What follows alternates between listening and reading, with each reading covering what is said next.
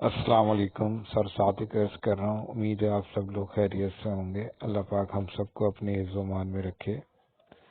میں 9 کلاس کے اسٹوڈنٹس کے لیے یہ ایک امپورٹنٹ چیپٹر ہے، اس کو میں سمجھا رہا ہوں۔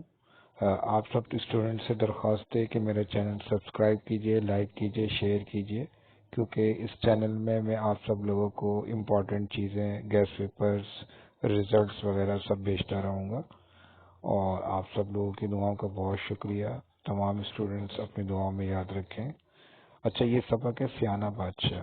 یہ بہت امپورٹنٹ سبق ہے، 9 کلاس میں یہ اکثر 5 ایئر میں آ چکا ہے۔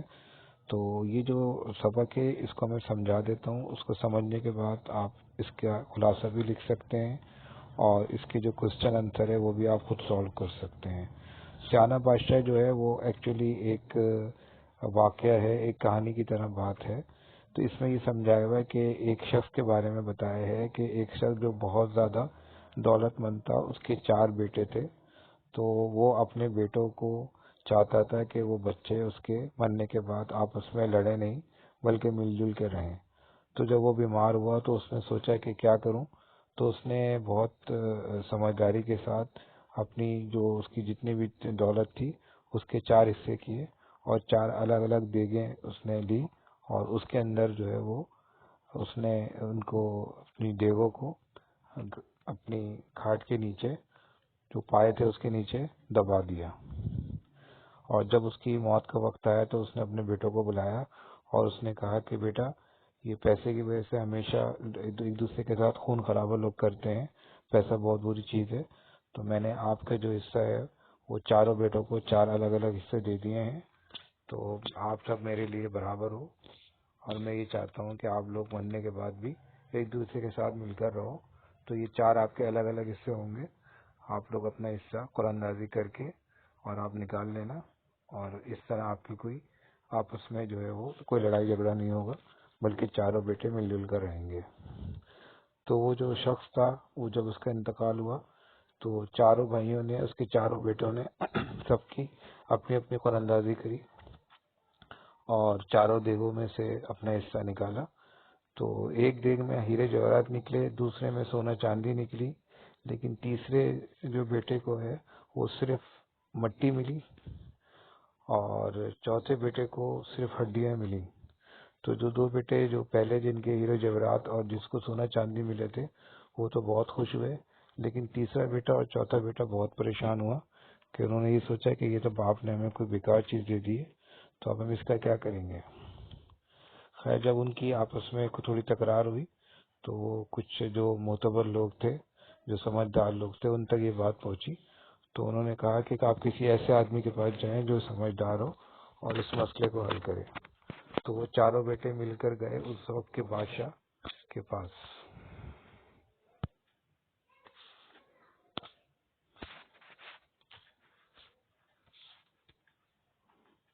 وہ بادشاہ بہت زیادہ سمجھدار تھا۔ اس بادشاہ نے جب اس مسئلے کو سنا تو وہ کافی دیر سوچتا رہا، پھر اس نے ایک فیصلہ کیا۔ اس کا فیصلہ یہ تھا کہ جو بیٹے ہیں ان کو، پہلے بیٹے کو ہیرے جواہرات ملے، دوسرے کو سونا ملے، لیکن جس سے تیسرے بیٹے کو مٹی کی دیگ ملی ہے، اس کا مطلب یہ ہے کہ جتنی بھی زمین ہے اس کے شخص کے جس کا انتقال ہوا تھا، اس ساری زمین کا مالک وہ بیٹا ہے جس کی دیگ میں مٹی نکلی ہے۔ اسی طرح اس نے یہ بتایا کہ جس بچے کے دیگ میں ہڈیاں نکلی ہیں، اس کو سارے جتنے بھی جانور ہیں، جتنے بھی اس کی گائے، بیل، بکری، اونٹ وغیرہ جتنے بھی جانور ہیں، وہ سب اس کے حصے میں آئیں گے۔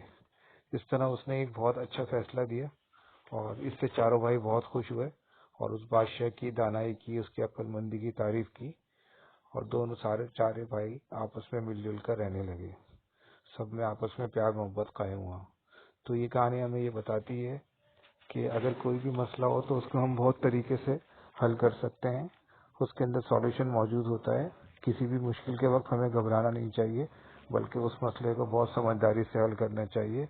تو جس طرح سیانے بادشاہ نے، عقل مند بادشاہ نے اس مسئلے کو حل کیا، اس طرح ہم اپنی زندگی میں کسی بھی مسئلے کو بہت طریقے سے، بہت سمجھداری سے حل کر سکتے ہیں۔ تمام اسٹوڈنٹ سے درخواست ہے کہ اس کو یاد کریں، یہ امپورٹنٹ ہے۔ اس کے کوسچن آنسر بھی یاد کریں، اس کا خلاصہ بھی آ سکتا ہے، اور مرکزی خیال بھی امپورٹنٹ ہے۔ اور اگر آپ کو کوئی پرابلم ہو، کوئی چیز سمجھ نہیں ہو، تو میرا number what's app number description سے مل جائے گا. آپ سب لوگ میرا نمبر نوٹ کر لیں اور اپنے کمنٹس دیجئے یہ آپ کو کیسا لگا. اور آپ سے درخواست ہے اس کو آگے شیئر بھی کریں. میرے چینل کو لائک کیجئے، سبسکرائب کیجئے. اپنا خیال رکھیے گا. بہت شکریہ. جزاک اللہ. السلام علیکم.